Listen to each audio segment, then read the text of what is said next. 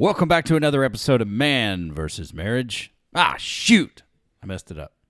In this episode of Man vs. Marriage. Yeah, I'm keeping it. We're going to talk about the journey, where we are, and give you some feedback on the changes we've made and see how it can help you. We'll see you right on the other side. The podcast.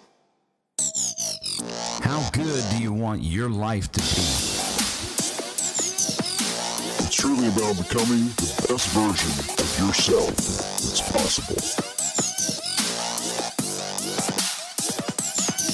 This is Man vs. Marriage. The podcast. Welcome back to another episode of Man vs. Marriage. That's where that belongs. I am your host, Quincy Moran, in the brand new Moran Family Studio, Texas, USA, with my lovely wife, Jeannie. Honey, go ahead. Hi, baby. So here we are, and we are going to get started and talk about the journey. But this episode is going to be about more than just the journey. We're going to talk about some, what we call in the business world, plus deltas, the pluses and the minuses. What would you have done better? What would you have done different? And use some of these. I mean, with us having, thousands of listeners all over the world, there's a good chance that some of them may be making major changes in their life. So maybe they can use some of our journey to help. And we've got a lot going on. Even after the move, we have a lot going on. So I don't think that will ever change. It's 10 moving parts at all times. yeah, it's kind of what we signed up for. I'm sorry. No, it's something that happens when we start this podcast that you habitually have to cough and clear your throat. Deal with it. Fix it. Moving Fix on. your throat. All right, so here we go. As we get started, do not forget, you got the email address to get to us, which it is Quincy@mvsmpodcast.com, and Jeannie, which is JEANNE, at mvsmpodcast.com. So please continue to reach out to us. We love to know what's going on in your journey, how we can help you, and if you have a show idea that you would like us to cover. And then wherever you listen to your podcast, would you consider going over and giving us a 5-star so we can help broaden the platform for folks to be able to see us? I think we're right inside the top 100 podcasts when it comes to marriage. And that's with no advertising. That is simply because y'all find value in it. You continue to listen. You continue to share. And we want you to be able to connect with us. So early June 2022, the Moran family set out in a convoy, headed east from California, and moved the family of 10, 2 vehicles, and 4 dogs, all our belongings, and we moved it to Texas. We were here for about 2 weeks. I had vacation from work to help get the family moved and settled, and then I went back to California to finish up about a week's worth of work and some commitments I had. Then I drove back from California to Texas, and a very interesting show coming up here in the next couple of shows about an experience I had in Uber with a jack. We had a great conversation. We had about 3 hours to talk. So I'm going to tell you that story coming up as well. You know, everybody's going, you took an Uber for 3 hours? Yeah, it's a trippy story. I'll get into it. And it was how, not intentionally planned that way. It just happened that way. No, it was part of a plan. And thank God I took the Uber. Yeah. But I'll save that for another show. So with that being said, we had three of the girls graduate. Hunter and Kirsten graduated, like last year, a couple years ago. But they were still going to the autism school, the Autism Academy there in the Antelope Valley. Then we had 3 of the girls. 2 graduated from high school. Ashlyn is just about done. So they're moving on to the next phase of their life. They've decided to stay with us and pursue college and careers in that fashion. And then we have 3 that are going to be going to school here in Texas, finishing out high school. So there's just so many moving parts. And what do you think, honey, looking back, how do you look at where we were and all the unknowns, and this just being a couple of months in, so to speak? What did you think, and what is reality of what this move to Texas was going to be? Well, I don't have all of that sorted yet because there are still some unknown variables with people getting jobs and schedule changes and your position right now. The thought was once we got here, your travel would change. But for now, because you just got here and your area coverage for work is a little bit different, granted, you're not as far away, but there's going to be some more travel involved for now until you get your roots planted, so to speak. I don't know. I mean, the school system out here, I absolutely fell in love with immediately. I have not seen our girls light up like that looking at a list of classes ever. Their high school out here, that at least where they're attending, I don't know that they're all that way, but the one that our kids are going to, a lot of it is geared towards trade. It's geared toward career path. It's not just get you graduated, get you ready for college and move you on. They actually set them up where if you have a trade you're looking into, medical field, I'll take for an example. One of our daughters is really, really big into medicine. 2 of them are actually. One wants to be a nurse. And so she's going into their medical program, which we had those in California as well, but you couldn't just jump into the program. You had to be referred in. Teachers had to sign all these papers. You had to have proof that you were committed to the program. Your parents had to sign off on it. You have to have your driver's license. It's just a lot of crap that goes with it. And out here, we walked in and the counselor said, well, the only one of these that has to have a prerequisite is this one. And you can't do that till next year anyway because it's 3 classes. But you can do any of these classes that you want to in any combination for that program. So she completely revamped her plan and is now locking into all of her medical courses. And these are like medical terminology, anatomy phys, things that she would have to take anyway when she gets out of there.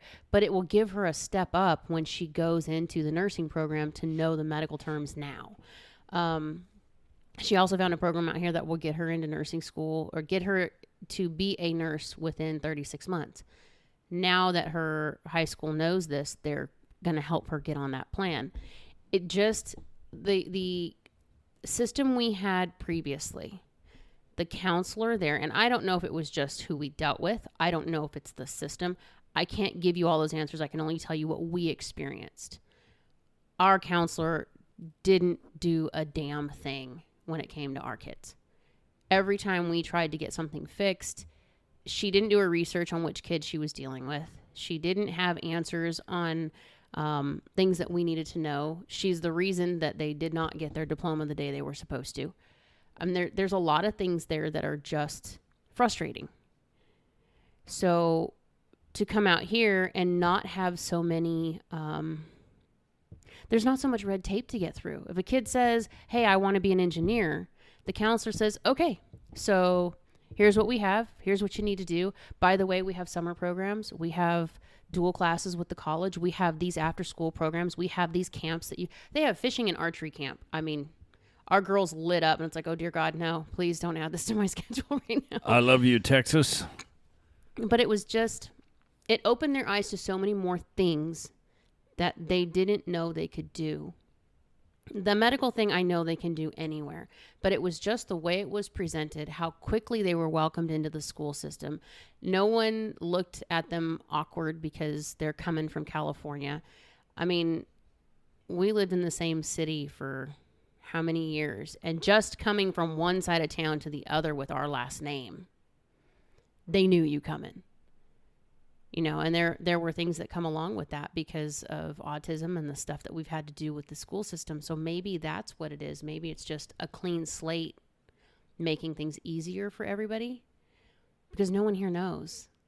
Yeah, and I would say, just from my perspective, they haven't gone to school yet, but just the interaction with the coach and the teaching group. I love the coach. Yeah, that has been better than expected. And look, it was the night we said goodbye before we left, like the very next morning we left, but the night we said goodbye to my mom, my sister, my nephew, my niece, it was absolutely brutal.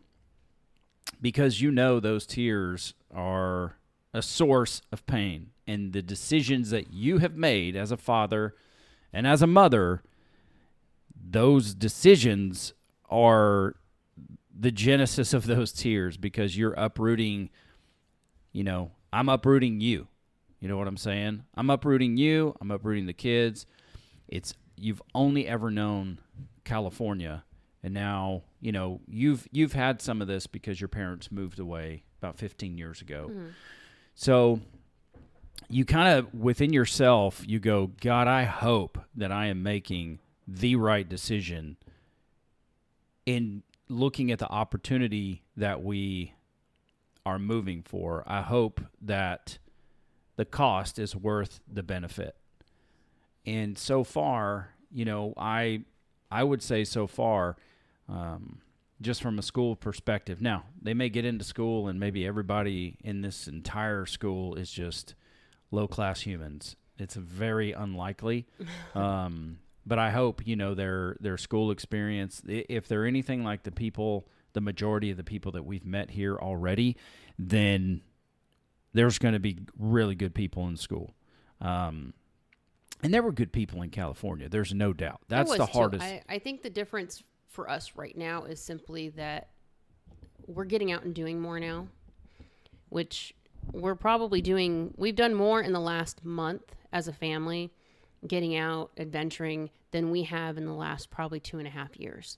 Yeah. And having the kids all agree and come to us at separate times and say, I really like going to a baseball game. I really like getting out and going to the park. I really enjoyed spending time with, Uncle Josh and Aunt Melly. I really like that people out here want to invite you to things. I love that the coach involves everybody in everything. The coach has like team building nights. So once a week, 2 days before every meet, they have to have dinner together.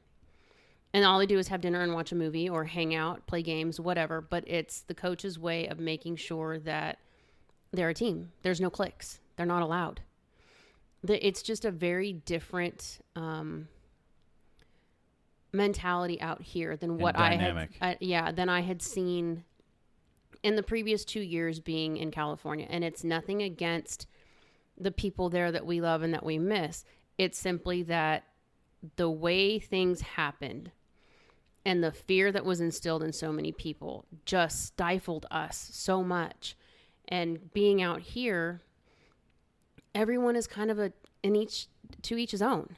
Mm-hmm. If you want to wear a mask, wear a mask. If you don't, you don't. If you want, the doctors out here, there's different rules, but no one has said no to anything. When we say, hey, we think we want to try this. Oh yeah, sure. You can go over here and this person knows about this and this person, somebody, the guy that helped us get our house, he's moving the same time that we're trying to get moved. And we had just gotten here and he's got to go do his trailer and all these things. And we're like, okay, well, we can help you. And he turns around and says, tell you what, I'm going to drop my trailer over here. When you're done, go pick up my trailer. You can go get what you need. And then who does that? It's random. There are people who do that. Don't get me wrong. I know there's people out there that do that. We do have friends out in California that would gladly help us with things. But this is somebody that we don't hardly know. Yeah. I mean, we've met and spoken to him several times, but we're not like, he hasn't been to my house for dinner and actually hung out with my family and know who we are, but he's just offering us things and helping us with things. Our neighbor came over. Our neighbor shares a name with Quincy's grandfather, which as soon as I heard his first name was Wayman, I was like, okay, we did the right thing. Yeah, that was cool. That was too perfect to match the moment.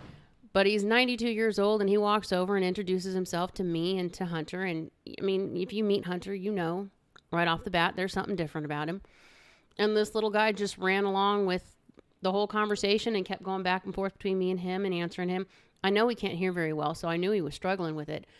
But he didn't bat an eye at what was different. He didn't bat an eye at the fact that we have this huge van and all these people just kept coming out of it. It was like no big deal.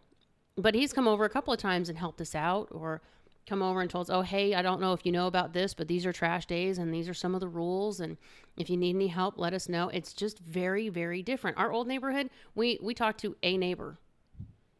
And that was like if we ran into him coming through the front door. It was rare. If Wayman's outside and he's getting in his car and he spots any movement in our yard, he will stop his car to get out and wave and say hi, and then he'll leave. His wife's the same way. It's just a very different dynamic. You walk down the street, you wave at people. They smile and they wave back. If you walk past somebody, you say hello and they say hello back. It's just different. Yeah, and that's something that I was used to growing up in the South in Alabama, is that, you know, a look, a smile, a wave, a how you doing, even if you don't stop, just how you doing. It's just a courteous, I care enough. And there was a lot of that in California. Walking down the street, people are just, it's just a different pace of life.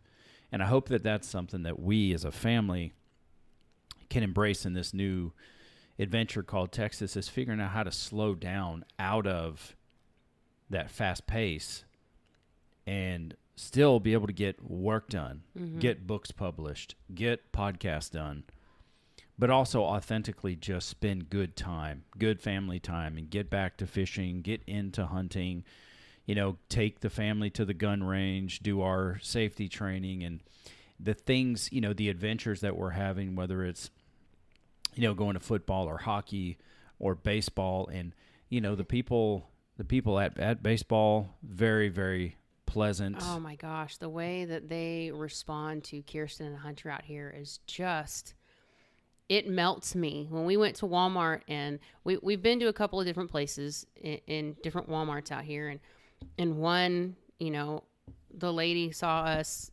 We had Hunter with us, and he was helping Quincy and I, and she hands him the scanner gun and says, I want you to do something for me. Can you scan that little square right there for me? She says, you're going to pull the trigger. She explained it to him, and he did it. And he was so excited to help her, and she praised him for it and helping her and doing such a good job. It's just different. When Jamie and I, my sister came out and stayed with us for a couple of weeks to help me kind of keep my head on straight and figure out how to get the house organized. And she works with special needs kids, so she's a huge help with Hunter and Kirsten. Yeah. So she went with me and Hunter to the store, and Hunter has new rules that we're trying to work on getting them out in public because they haven't been in public in a while. And so we went through the scan and go, and so we were letting him scan things for us and showing him how it works and how the light changes and whatnot.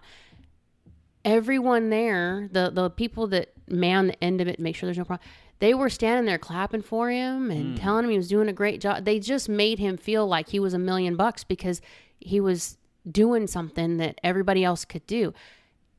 I'm sure there are people like that where we were. We just never ran across them.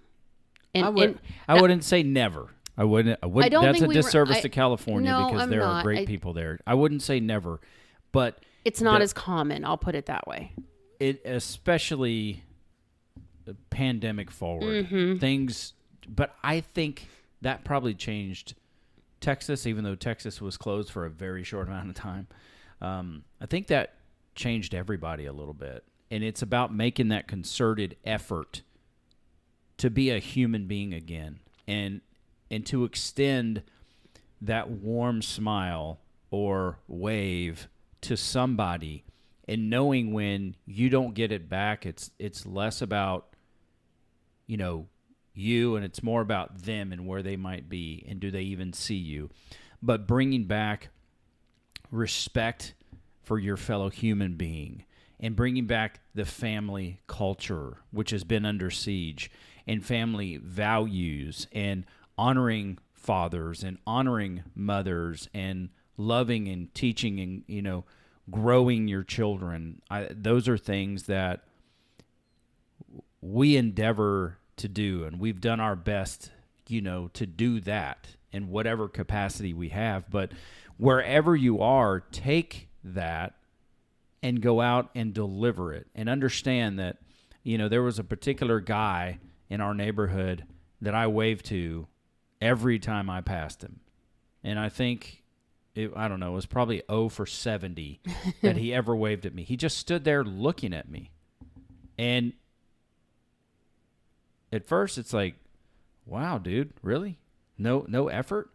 But that didn't stop me from just continuing something that Jeff and Candace said, you know, that really left an impression in my spirit, which is just do the next right thing. Mm-hmm.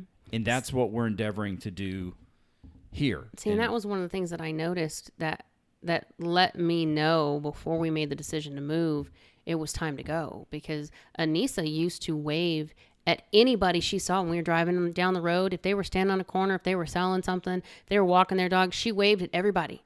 She smiled at everybody. Went in the store and she walked past somebody, she would say hi, she would smile. She was very outgoing that way. And when all the shutdown and everything happened and people stopped waving back and you couldn't see people's smiles and people kind of forcing the whole distance thing, which I get why people were doing it at the time. But now we're 2 years. That was a technical difficulty, but let's get back into it. New studio, new bugs. Actually, Pro Tools, same bugs. Weird. And anyway, with that being said, we're wherever we left off, because we had a Hunter situation. Just the difference in Mo, you know, seeing her shut down and then coming out here and people actually initiating with her now. Correct. Saying hello and smiling at her. I'm watching her open back up and be who we've known her to be rather than being so recluse, you know? Yeah. And, you know, a guy that I work with told me, and I think we're just getting into it, but he told me that, you know, he had moved with his family. He was a Southern California guy. They moved to North Idaho, like Coeur d'Alene, Idaho, and then moved within like a year to Arizona. And it was basically him, his wife, and his kids. It was just them. Mm-hmm. And he said, look, dude, you're going to find that this has a way of bringing you and your family closer together. And we've had instances where we look back during my health crisis and the flood in our house and that all, and forcing the 10 of us into 2 small hotel rooms. Those were moments in your life where you can utilize, like Bill and Rita taught us, these moments can disempower you and you can take steps back and decline, or they can empower you and you can move forward and build. And very, very fortunate to say that those moments, like this moment, and it seems to continue, that these moments have brought us closer together and seem to empower us. So I look forward to seeing what we do as a family. And I've been accepted very well, you know, by the folks I work with, both here doing work in Oklahoma. As long as you don't say rock and roll in Oklahoma, you're good. Yeah, that was so hilarious. So let's just do this for the last few minutes. For you, just to get it out there, how are you adjusting to this major change? So far I'm okay. I think the first couple of weeks I was in kind of work mode. I just needed to get the house unloaded. I needed to get things situated. I needed to get us functional. I needed to make sure that we didn't feel like the walls were closing in on us and we were, you know, being boxed in literally by the stuff coming in. I needed to make sure that Hunter and Kirsten were safe and that we had those things handled. We're still adjusting to some of that. I'm still on the overwhelmed side a little bit. No, moving forward, just looking at being the only driver consistently because of your work schedule and having so many people needing to be in so many places, it kind of overwhelms me just because it means that my job is going to be a taxi driver for a while. Well, if you, just to pause there, like in an effort to try and help you from being on the outside looking in, I know that you thrive with certainty and routine. Mm-hmm. And right now, with so much going on that is so uncertain because you don't know, just do your best to take a step back and look at it for what it is so it doesn't overwhelm you, because the feeling is understandable. But if you can take and put your hands around it and say, look, I'm not overwhelmed. I'm just looking for certainty and to create a routine. Because there have been times in your life that just blow me away how you're able to handle some of the things you did. Like early on, I was at work, you were grocery shopping, and you took every one of the kids grocery shopping, but you had a system. I would hear from our mutual friends and family members that were that would see you in the store. And that is not chaos that anybody would want to take on. It was definitely unique. But you had your system, because if you can have certainty and create a routine, you're good. So understand that it's not you that's being overwhelmed, and I'm preaching to the choir here as well. It's not you that's overwhelmed. It's the feeling that you don't have certainty because you don't know what to count on. So if you can look at it for that and just understand that it's going to take time, and the longer this goes on, the next interview, when it's solidified, Ashlyn's training is done, Hannah's training is done, the pieces will start to fall. Anytime you get overwhelmed, say, no, I will have certainty, because you see the pieces falling into place. And then there will be another stretch of uncertainty because you don't know what school is going to be. Now, you know that school is they go to school forever in Texas, all day long. Well, ours do, because their cross-country practice starts at 6:45 in the morning. Out here, they do a lot of their practice, even football out here. They're going to be practicing in the morning the first part of the year because of the heat. Yeah. And so, and then they play their games. The football plays in the evening, but our cross-country meets are all at like 7 or 8 o'clock in the morning, which is really nice, because then you're done with your meet by like 11:30, 12 o'clock, and you've still got a whole day left to do whatever. But they don't get out until like 4:20, 4:25, something like that in the afternoon. So it is a little bit different. But on the same token, if we didn't have practice, or when she doesn't have practice, they don't go to school till 8:55. Oh, wow. See, I didn't see that part. It's 8:55. No, it's 9:05 is when class actually starts. They have to be in the doors. Doors are locked at 9:05.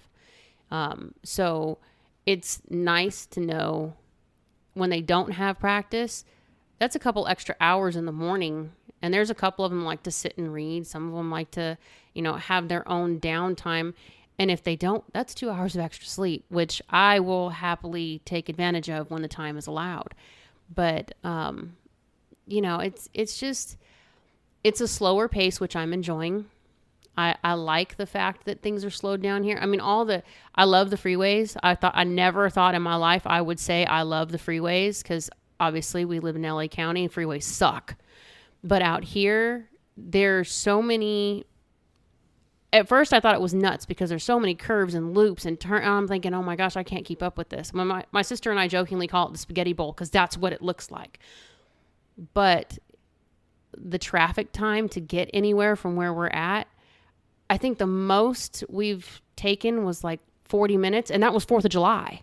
So, of course, there's all kinds of traffic. But outside of that, going to and from the airport as many times as we have, and the different places we have to be from home, even taking the girls to work, I'm proud of myself. Thank you very much. I have mastered 3 different ways to get Ashlyn to and from work, and I only need GPS for 1. That's good. So that's good news. I'm getting familiar, considering I have no sense of direction. That's awesome news.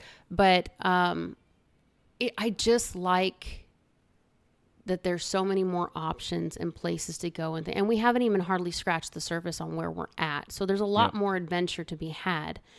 I think what helps me right now is knowing the kids are going into driving school. So there is an ends to a mean, or a means to an end there, where we will have other drivers eventually. Yeah. I'm not even going to consider the car thing, because I'll let you hassle that, because that's a stress I don't need. But, Hunter and Kirsten is still something I'm trying to figure out, because right now he sleeps all day and he's up all night. That's just what he does. And I'm not even going to lie and say, well, I should be keeping him up and I am enjoying him sleeping in the morning because I can get stuff done. Yeah. And she'll stay up here completely content watching her TV and playing with her books and stuff. As long as no one's bugging her, she's fine. She comes down when she's hungry. It's when he wakes up that she starts setting off. So they kind of trigger each other. Yeah. But, they're still adjusting to new places and new things. And that was the first thing we did, was got their rooms completely settled so that the two of them knew that this was their space and that was their comfort zone. They could do what they wanted in there, minus crayons. So like Hunter has a full-on sports bedroom with Blue's Clues, of course. But that's what he needed, was to see his stuff. I mean, when he found the boxes with his name on him, God love him, I was not happy. He ripped open every single box and literally turned them upside down and dumped them in his floor. Thank God for bubble wrap, because I probably would have lost my mind. I think you did lose your mind anyway. A little. Which is understandable, because he has some collectibles. Well, yeah, but you had put his room together, and then he went and just made a disaster out of it. But. Well, it's together now, but it makes a huge difference for him and for her to know, hey, go to your room, go to your space. This is your TV. This is your bed. These are your things. And seeing his stuff from his previous room, it makes it more legit for him. He is struggling with adjusting from Dodgers to Rangers, but we're getting there. We're making the shift. He is wholeheartedly a Kings fan, which I love him dearly for. I will not change that for anything. But I did tell him we're going to go see the Dallas Stars, and he was just like, eh. So yeah, he's set in his ways, which is good. I mean, they're his sports teams. I mean, I hope once the walls start closing in a little bit and you're starting to feel overwhelmed about the situation, you can just take a step back and understand, like put a name on it and just say, hey, I know this is going to happen. For me, it's taking me longer to adjust and settle because there is so much unknown. And what I do is I will put an undue amount of pressure on myself to know everything immediately. I never put that pressure on anybody else. I don't know why I hold myself to that standard. And that's me. I'm more concerned, like getting the house settled. I had to have the house so that everything had a place and it wasn't cluttered, because when you left to go take care of California, I needed the house to be settled when you got here, because the clutter and the chaos and the too many boxes in the wall, you don't process well in that. And we already have so many things outside of home that are going on with your job and moving from place to place and trying to, learn a new map of locations and things of that nature.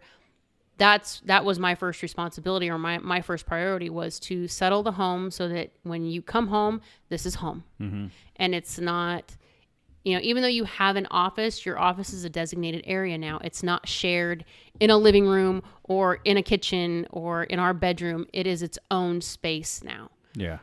Being able to set those things up was priority. Getting Hunter and Kirsten set up was priority. Everybody else, I just kind of let them have their way and figure it out, because that's their space. Yeah. But I wanted to make sure our room and the things that you needed to come home and relax were done. I have not settled myself. My closet was the first thing that I settled, and I think that was probably the first moment that I was like, oh, okay, so this is my room. This is my space. Okay. But like my office area is still not settled. My writing time is still not there yet. I'm trying to get into that mode, but I can't seem to get my head wrapped around how I'm going to do that with all the other things. And I don't want to just keep telling the kids, hey, can you watch them? Because I don't think that's fair to them either. Well, I think as this goes, that life is kind of setting it up for you. You're a night owl anyway. I'm trying not to be, though, because I know. With her running, I mean, some of her meets, we have to be there at 4:00 in the morning. I know, to but leave. And I don't want to be running on an hour or two of sleep if I have to be the driver. If you're not in town, I have to be the driver. well, those meets. Look, we'll get all that. We'll get all that sketched out. But 2 hours of dedicated productivity for you writing will go a whole lot farther than 4 or 5 hours of you chasing the chickens and trying to write. So Well, right now I'm trying to maintain 2 hours so I can get to and from the gym, and I still haven't even locked that down yet. yeah, that and those are things that, like you, I'm struggling to wrap my head around because it seems like in Texas time goes so much faster, and I know it doesn't, but just getting the body clock to Central Time as opposed to Pacific Time. Can't tell you how many people are probably pissed at me because it's 8:30, 9 o'clock here, and I'm texting going, oh God, they're 2 hours behind me. I'm sorry. Yeah. So I'm settling in. I'm starting to get used to the city and the town, but I've really got to challenge myself to get, disciplined again for my eating habits. Really, just to be candid, it's Monster and Diet Soda, which I've never Oh had no, an I'm issue. back on the shit eating train. Oh yeah, you are. But I kind of gave myself an excuse with all the stress of moving to say, okay, well, I'm just going to enjoy this for now. I still, eat my carnivore. Well, in all fairness, too, just because I found this to be one of the coolest parts of Texas, their whiskey selection out here. Oh my gosh. Yeah. I'm going to be a happy girl for a really long time. But it costs a lot more, which is weird. Yeah, I just don't have to So- have it as often, but at least I have a list now of things that we need to try over however long it takes to get down the list. Let's finish this with this simple deal.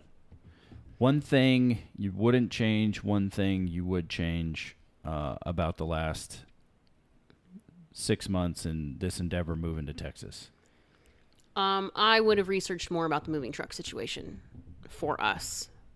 You cannot own that failure. That's all me. I'm not owning it. And I don't necessarily think that that's my main one thing, but that's just something that was really, really difficult for me to let go and let somebody else control our stuff.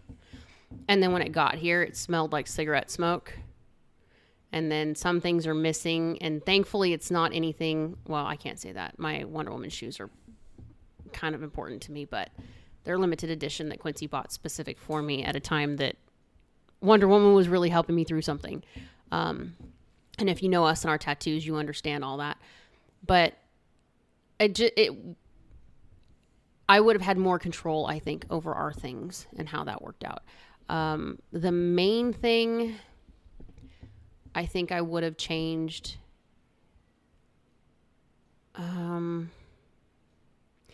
I wish we would have spent more time coming out here and checking things out before we got here.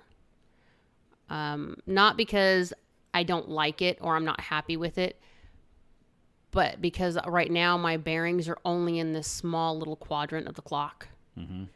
And I would like to have known a little bit more about where we are and what's around us.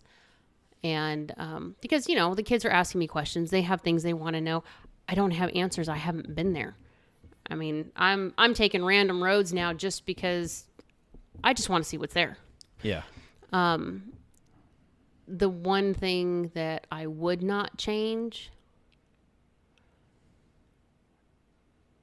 really, the biggest thing is just the fact that we made the decision and we went for it. Mm-hmm. Because there's been a lot of times that we said, we're going to do this, and we start making the steps, but we just don't quite get there, or things fall apart on us. And this transition has been one of the easiest we have ever made. And I didn't think it would be. I've been in California my entire life. Yeah. Everything I know about who I am and where I grew up, that's all California. All my family, my friends, everything. I mean, granted, my parents and my sister have moved, but my core, we have friends there I've been friends with since I was 18.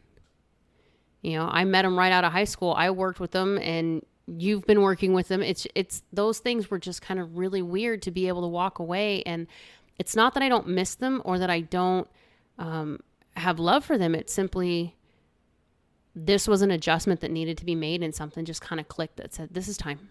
This is what needs to happen now. It blew me away when you were open to it, but it reminds me of like the Alabama thing, which was a very large point of contention between us early in our marriage.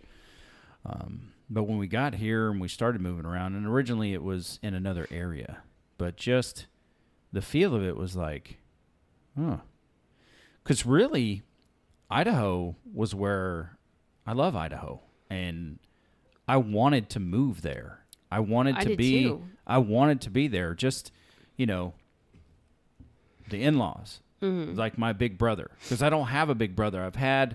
I have people in my life that I emulate, as a big brother and mentor, but with Bob, he's like my big brother, and it's like I want to be there. And plus the weather is a little different and whatnot, but something just never settled. It never settled with getting there. Maybe someday in the future it does. I don't know. I just know I love Idaho. But when it was Texas, and look, I look and say I wish we would have been able to spend a little more time, looking around as well. But had we stayed with that 4-year plan, then we would have been able to. But the plan got accelerated by 3 years fast. And that's because of some of the things that happened in California for us looking and saying, we're just not okay with this. Well, there was that, and I think, and I'm kind of selfish in this, but once a decision is made and it settles and everything in me aligns with that decision, it's like, okay, we need to do this, and we need to jump on it, and we need to make it happen, because I have the potential to sabotage myself if I don't. And this was everybody. This was something that we were looking at for everybody. And it just ticked all the boxes for everybody. So I was like, we have to make this move. And I'm glad we did it when we did, because I don't know where the sale of our house would be 2 or 3 years down the road. I don't know where your job would be 2 or 3 years down the road. Had we stayed where we were, I don't know what the school system would have been like. It's very, very different there versus here as far as how their schools are run and things. But there was so many unknown variables, and yet none of them were enough to shake either one of us off the decision. Yeah. And that's pretty phenomenal for us, because I'm usually pretty shakeable. Well, so I'm happy that we made the decision. It was a very difficult decision. For me, for 25 years I had been there in California, and for going on 23 years worked for that one company, and I had began a new adventure. There was still the certainty of some very familiar people that I had. Now it's a brand new land. Same style job, same company, but a brand new landscape. If I said this in one of the presentations I was doing, I said, we just don't choose to do things easy. And that's okay. Because when you take something on that's big, when you accomplish it, you get big rewards. And that's what we believe here, because we have every intention of getting a Man versus Marriage book out. You have novels that you're writing. And this locates us here for us to further, like Josh and I want to do a controversial podcast to get ourselves out there and kind of return some of that interaction and putting ourselves out there. And so this just more closely aligns with what we want to do and where we want to be, because ultimately we want to be building our family and building for the future of what our family is. And so I would say one thing I wouldn't change is the fact of moving. That to me, the step on this journey, God willing, it will continue to be fruitful. It will continue to bear fruit and to show. Because my biggest concern was knowing that I was pulling my entire family out of all they've ever known and bringing them to a new place. And what does that look like? Anything bad that happens. And you have what does that look like? I know. That's the scary part. We're always saying, okay, well, what does that look like? Tell us what that looks like. We'll help you get there. We didn't have a picture of what it looked like. We just knew it was different. That's all we really knew. Well, and that's why I say, you can look at it in a very dark way and say anything negative that happens here, well, this never would have happened if we wouldn't have left California. But who knows what happens in California? So really, I'm looking at it saying, yeah, we were a small blip on the map in California. well, we're here too in Texas. Yeah. It's much bigger than California. Maybe not population, but land-wise. We just look at it and go, we're looking at the possibility of what this can become. And we've both acknowledged that for too long we've hidden behind certain things in our life, and we are breaking out of that. And I had random family members call me and say, I know what you're doing. It seems crazy. I know what you're doing is humongous. It's a huge change. But from a distance, we've watched you and Jeannie go through things that, we didn't think other people would be able to get through. So we have no doubt that if anybody can make this work, you guys can make it work.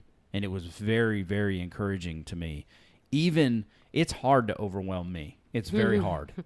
But I started getting overwhelmed. And you can see it in my attitude, but that's because there is so much unknown. And financially, I worked hard to plan, but I failed. I failed in getting these numbers right because I had never done it. And I try to go hardcore on a budget, but one thing you can't plan for is the rate of inflation and the way the prices and everything are just going up like crazy. Well, and that's what's funny is when we first got here, my dad was calling and talking to me right before we left, and he was worried because we were giving up an income. And, that's a lot to put aside. He's glad we were getting out of there, but he's really worried that we're going to be in trouble and we're going to struggle. And then when we got here, it's really, I can't say that it's cheaper or that it's more expensive. It just seems like it's different.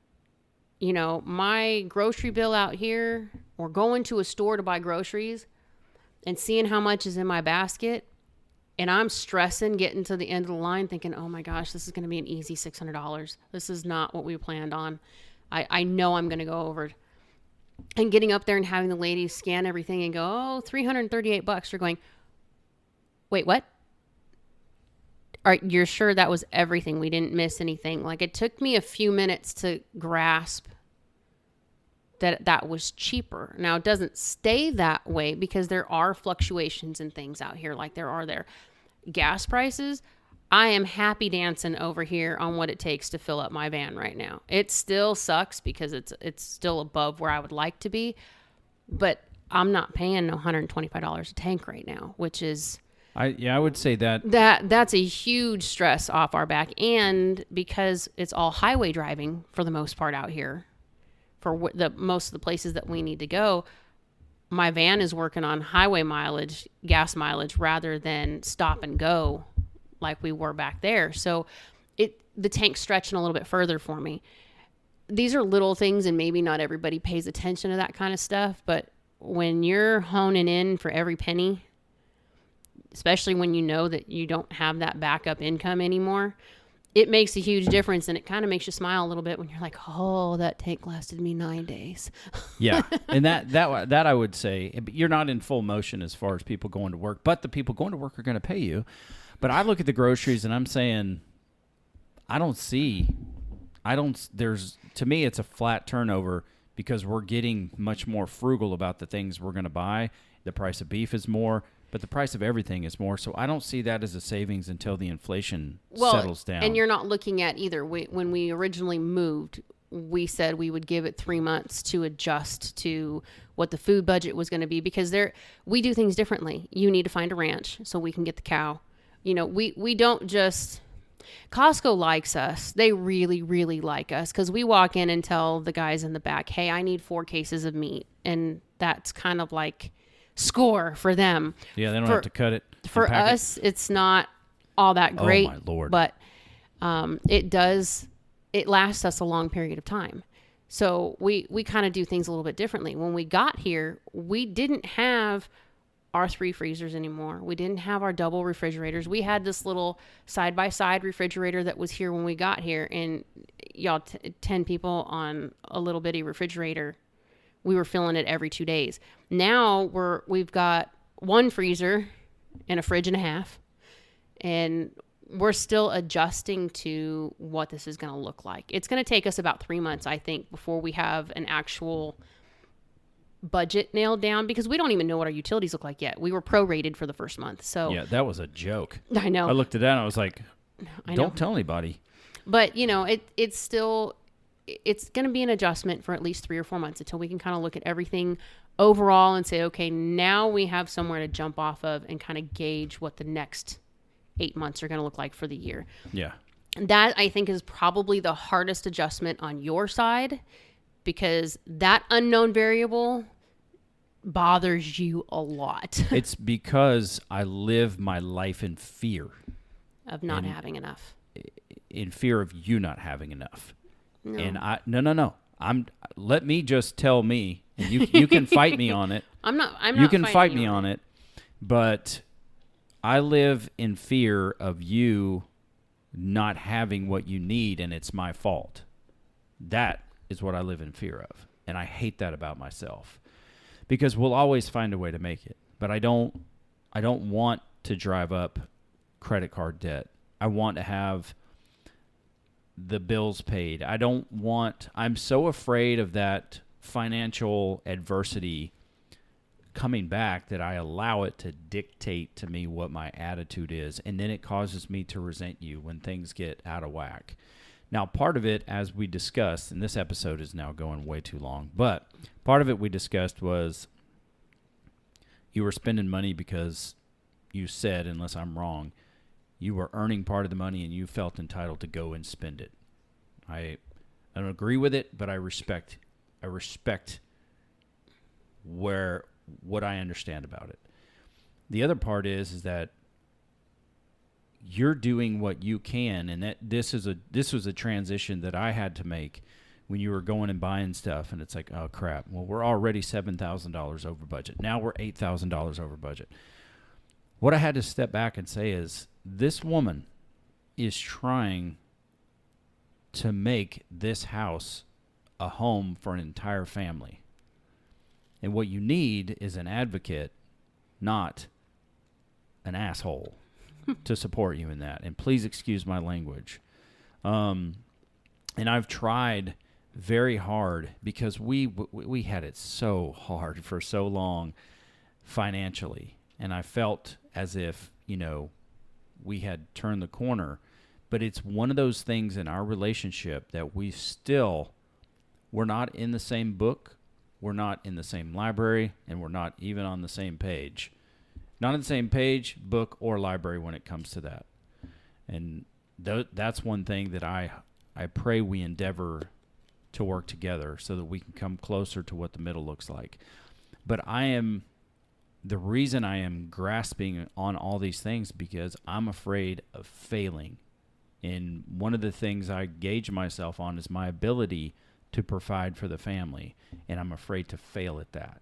And I have to come to terms with that. And that is breaking news, because I've never talked to anybody about that. It's just what I'm going through. And so when the budget doesn't meet, when we don't meet the budget, I feel like a failure.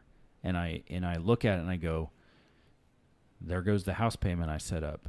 There goes this provision and that provision if emergencies come up, because I'm still in that emergency mindset. We haven't had medical emergencies, but when you spend a decade going through them, yeah, it sticks with you. It's hard to get out of it. So it's like this move is teaching me something, and we left one income behind coming to Texas. So now more than ever, it's really on me. But as a man of faith in God, I understand that He provides the opportunities, and we must go seize those opportunities to walk the path that He has for us.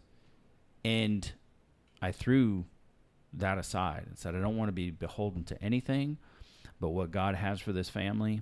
And with the job that I'm in now, look, it's good money for anybody. I've spent over 20 years working to get to this particular point with a salary. So if you're the typical American family with a husband and wife and 2.5 kids, you're in great shape. But that's not us, and that's okay. But I'm coming to terms with these fears that are lingering. I have to run at them with a battle axe, because something different, like we are meant for bigger things. And I don't mean this in any sense. I don't mean it in a sense to where we're not doing enough, because our family, investing time and effort and love and care and building our family is the biggest thing that we will ever do. Yeah. But there are people waiting to hear this podcast that haven't heard it, and their marriage is failing and they feel like a failure, and they need to understand that there is hope and that they can get through it. There are people that need to read our book. There are people that need to read your novels. They need to hear your story and understand that if a mother of 8 with all the adversity can still get through and realize her dream of being a published author can do it, that might give them an inspiration to do something. But there are people waiting for us to do it. Mm-hmm. And in California, we were hiding. We had comfort. We had what we needed. We could have just stayed the same. We were hiding. And this is like us ripping the Band-Aid off and moving to Texas, which we believe is going to be great opportunity, and saying, we're not hiding anymore. And I'm speaking to myself. Okay, you speak for you. We're not hiding anymore. I'm not hiding behind autism anymore. I'm not doing it. I'm not staying comfortable with this particular handout or that handout. I'm not. I'm going for it. And if I fail, that's not going to change your love or their love for me. It's just not. So I can't define myself if I fail. I can't do it. And I can't continue to be afraid of it, because I'm damn sick and tired of it. I've got things to do, and I want to honor these people that need us out there. But you also have to remember, every failure we've been through, we've learned something. Yeah. And from that, we are now helping these other people. I agree. So if we fail, we get back up. That's how we've always done it. That's how we'll always do it. And you never fail by yourself. I never fail by myself. We've been in this too long to do it by ourselves. Yeah. So it is a lot. It is overwhelming. Being here has definitely been eye-opening. There's a lot of things I'm looking at with myself differently. So I'm sure as we move along with shows and whatnot, those things will start coming around too. But I honestly, from my heart to my head, believe this is exactly where we're supposed to be and what we should have done. Yeah. I wouldn't change it. I don't have anything that says, oh my God, I wish we would have stayed in California. Or, oh my gosh, I wish we would have done this. We did what we did, to the best that we know how. The things that may not be right, they'll adjust and we'll get it figured out. But there's not really anything catastrophic.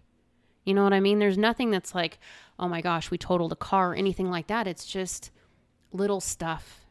When you look back at everything that we have dealt with in life, anything we're dealing with right now is going to be small beans, because really. Well, I preach that, because when I'm going through something tough or something at work, what I do for work, I work for United Rentals. I love the company, and it's been a love-hate relationship for a long time. I've loved working there. I've hated working there. But I have to tell you, I am so glad that we decided to keep each other, me and United Rentals, because I don't want to work anywhere else. I've seen the evolution of this company, and I thoroughly believe, I say this biased, but it's the best company It's the leader at doing what gets done in the world. Yeah. And I have a high school education and 23 years of hard knocks and people who've invested in me. And the company has invested in me. And I don't speak for the company. I only speak for myself. But what I'm doing now is extremely difficult. And I'm, in a sick way, excited about it. I was going to say, you are happier now than I have seen you, and I don't know how long, and it's because you're learning. You thrive when you can learn and then turn around and teach it to somebody else. It's like, give me all the knowledge. Hold that thought. I'll be right back. And then you turn around and you spit it out to whoever else, and then you come back and say, okay, give me some more. And it's just who you are. Yeah. You're that way with everything. That's what our kids look to you for. That's why they come to you when they need decisions, because you'll inform them. Me, I'm just like, I deal on the emotion side. You deal with all the logical stuff. Don't ask me for logic. Doesn't work. But I think in this particular job, especially right now, because you're not just learning stuff, you're learning locations, you're learning businesses, you're learning people, you're learning different cultures. You have so much being thrown at you at this particular point in time, and I've never seen you happier. Well, just so you know, and if you work for the company, because I know we have people that work for the company that listen, I'm scared to death. And my confidence is extremely challenged. But like I said, and to concur with you, in a sick way, maybe it's not a sick way, I'm excited about it because I was just too comfortable. And look, you know the job I had before this within the company, there's nothing comfortable about it. But we have succeeded so long for finding a comfortable place in chaos that it's just another thing. Mm-hmm. But I had to come to terms, and someday maybe I will manage and lead people again. My standard, people don't like my standard, but it's because it's the standard from which I hold myself to. Mm-hmm. And in that speech that Saban gave, that maybe I'll put the link in here, it's like mediocre people don't like high achievers, and high achievers don't like mediocre people.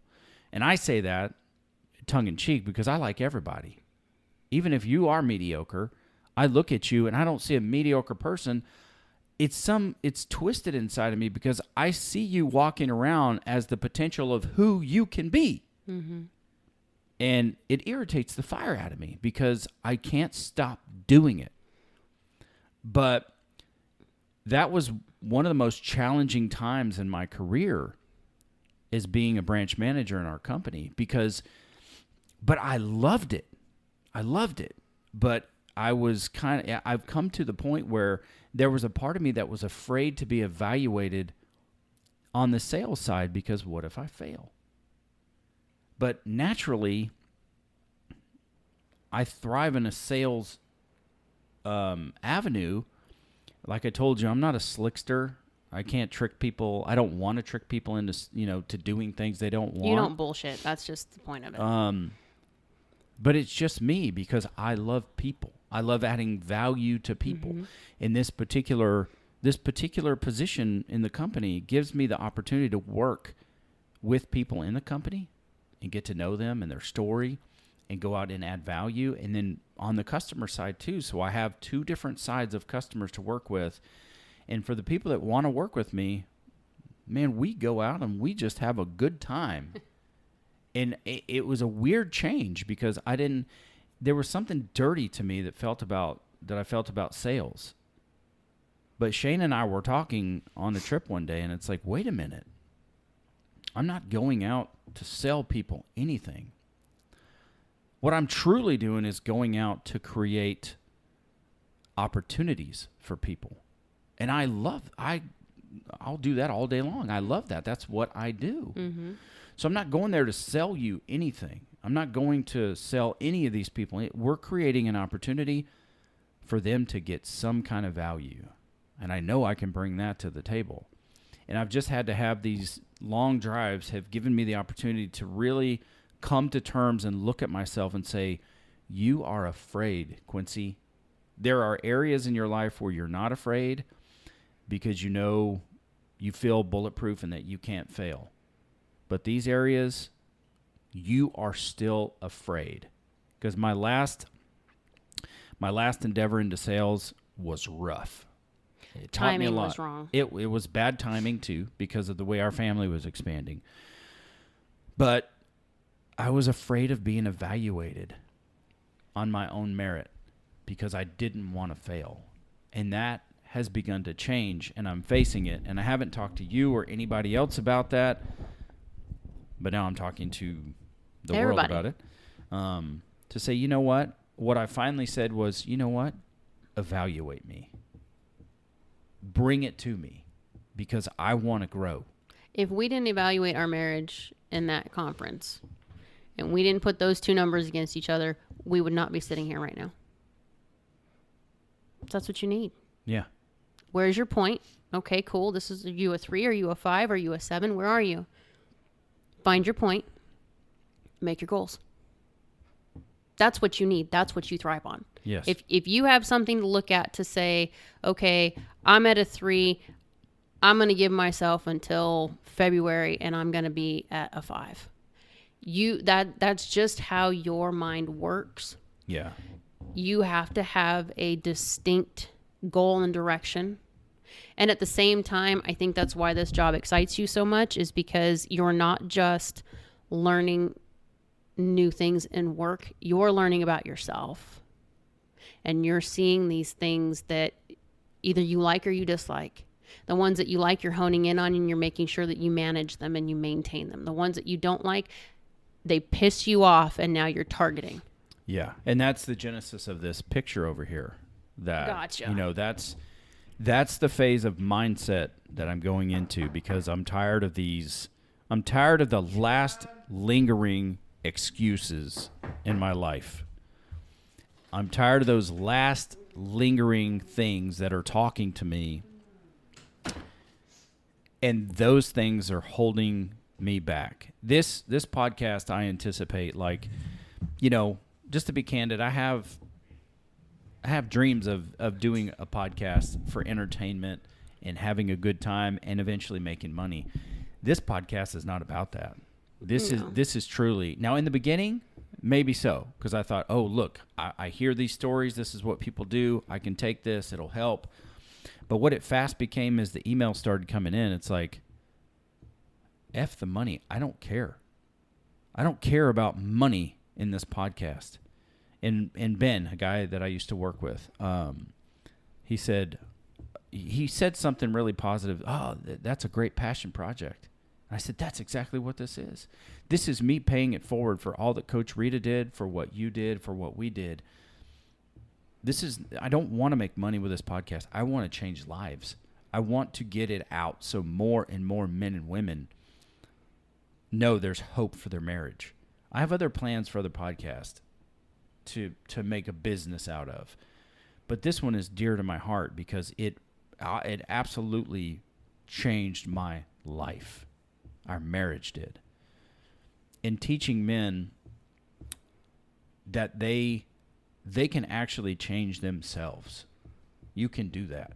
You can stop with all the excuses. And this last little patch, or at least to this layer, this is the patch of excuses that need to be confronted, and they need to be addressed, and they need to be dispatched. Because now, as we get on further down the road, I'm sure there are other things hiding in there that are going to need to be addressed, but I can't get to those without getting through where I am. Mm-hmm. So that's something I can appreciate. And generally, this is not part of me that I share. I talk about it, in nuanced ways about overcoming, changing, etc. But I didn't even anticipate putting this part out there about me being afraid and crying on the microphone or whatever. I didn't anticipate that, but I had to go there because it was in my heart. It's just like, I've got to come clean about this. And I've told so many people over the years that sitting across from you with these microphones is therapy for us. Yeah, no kidding. It's really therapy. So if nobody listens to this episode, at least you know where I'm at. And we've had the opportunity to talk about it. And so that's this next adventure. That's what Texas is the land of opportunity for, is to face these things. I took the training wheels off. The training wheels are back in California. I left them there. And we're here. And we're going to make a go of this thing. And I'm excited about it because I believe in us. I believe in me. I believe in us. I believe in this path that we're on. I have full faith in God that we're going to be able to take this as the land of opportunity and push it forward into the next phase of our life and what it looks like. And that is absolutely a really long way to say that's the thing I wouldn't change. It took a really long time to get there. But that's the thing I would change, is that right there with you, I would have taken Michelle's advice so much more, kept only the family heirlooms. Looking back, kept only the heirlooms, bought a large trailer, put that stuff in there. When we got here, we would have bought how much fun would the kids have had to go brand new clothes shopping for everything? Yeah. No, don't talk me out of it. That's what I would have done. They would have had their 7 days of clothes, the things that were family heirloom that meant the most, and they would have come out here. I would have given them $1,000 or more to go and shop and buy what they want and start over. And I should have, but you just can't see it while you're in it sometimes. Michelle has seen it because she's moved several times, her and Shane. They've had to do this. They've done it. Same state, but they've had to do it. Mm-hmm. And it's their profession as realtors to see people go through this. So another thing that Nick Saban says is it's somebody who's great can learn from their mistakes, but somebody who's even greater can look at other people's mistakes and learn from them. And that's just part of the advice I wanted to get out here and did a crappy job of. That's one thing I would have changed, because from a financial standpoint, we would have something tangible, an asset like the trailer that we would have gotten here. We would have had a bit more control over for ourselves. Your things, your Wonder Woman shoes would be here. Then things would have been different. The family heirloom stuff should have came. The rest of it, we could have started over and had a great time doing it. But it's in the past. And now we move forward. And, we have the means to move forward and to get ourselves settled, to get to 3 or 4 or 5 months and putting a budget together so we know what things look like. There's nothing I'm going to do to get one of those dollars back. So now, instead of staying stuck in the past, we move forward. And that's what we're going to do. Okie dokie. I think that one's it. I think that is 72 minutes of a 30-minute podcast. So, and it had that. Still not our longest, so we're okay. That's right. Okay, that's it for this episode of Man vs. Marriage. That is my lovely wife, Jeannie Moran. I am Quincy Moran, and this is Man vs. Marriage. The podcast. How good do you want your life to be? You gotta live on purpose, for a purpose. It's truly about becoming the best version of yourself that's possible. This is Man vs. Marriage, the podcast.